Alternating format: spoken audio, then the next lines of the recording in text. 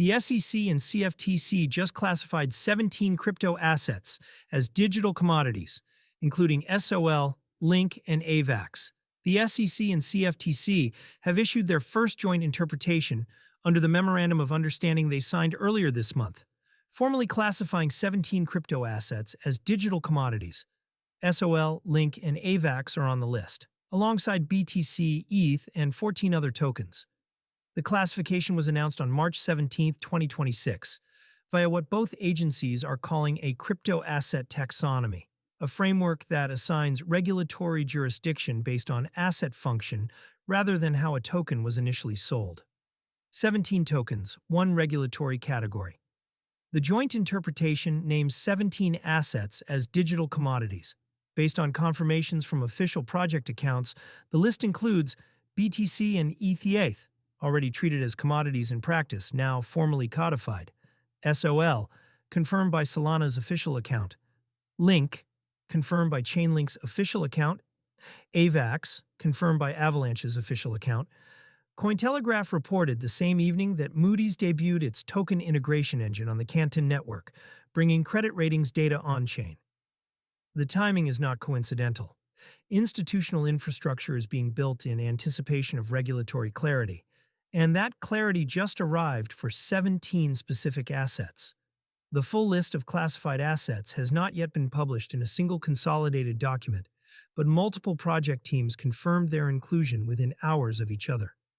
Avalanche's announcement referenced the CFTC's Commodity Futures Trading Commission release directly.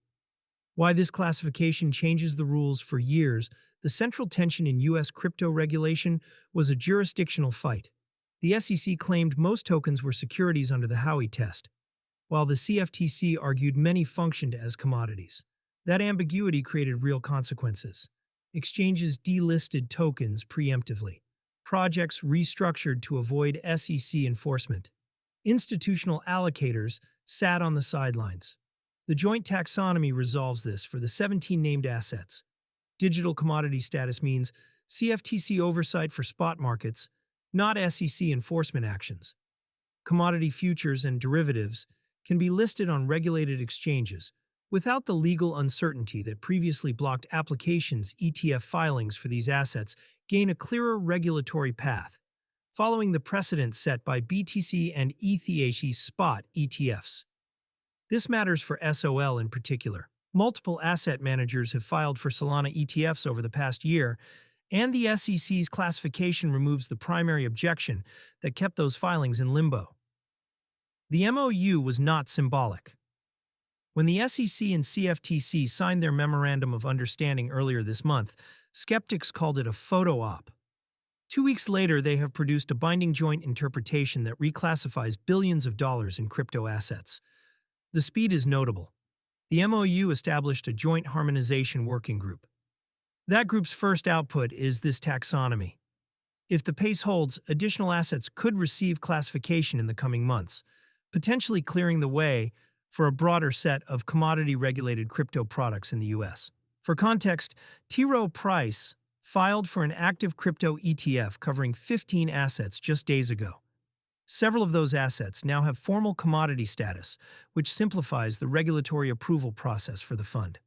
What this means for crypto users: the immediate effect is legal clarity, not a product launch. But the downstream effects will be tangible. For U.S.-based holders, tokens classified as digital commodities fall under commodity tax treatment. Capital gains rules apply, but the securities-specific reporting requirements, like the ones proposed under the SEC's expanded broker rule, do not.